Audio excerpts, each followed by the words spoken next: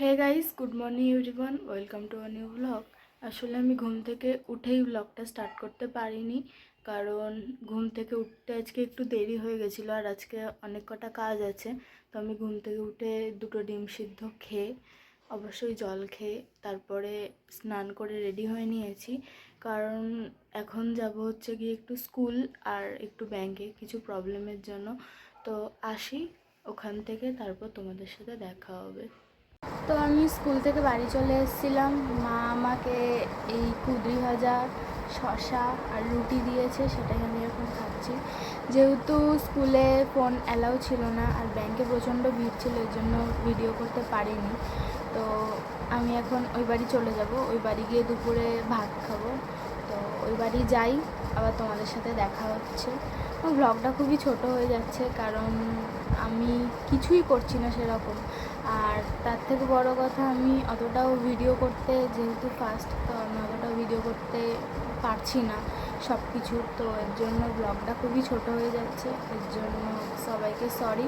আমি চেষ্টা করব নতুন কিছু দেখানোর আর নতুন কিছু আনার আর ভালো কিছু দেখানোর। আমারই ফালতু ব্লগ। তো গাইস, আমি বাড়ি চলে এসেছি। বাড়ি এসে আমি চেঞ্জ করে ফ্রেশও হয়ে নিয়েছি, এবার আমি খেয়ে নেবো। তো চলো তোমাদের দেখাই আমি আজকে কি খাচ্ছি। আমি খেতে বসে পড়েছি।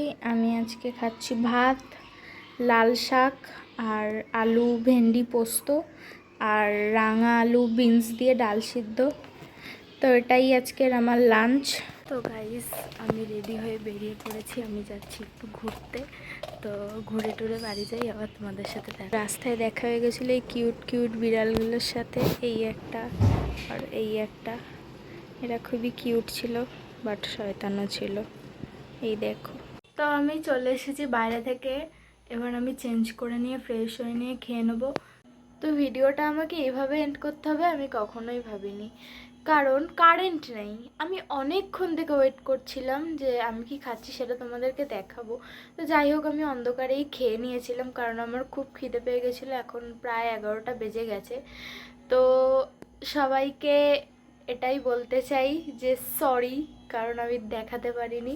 তো যাই হোক, ব্লগটাকে আজকে এখানেই শেষ করছি।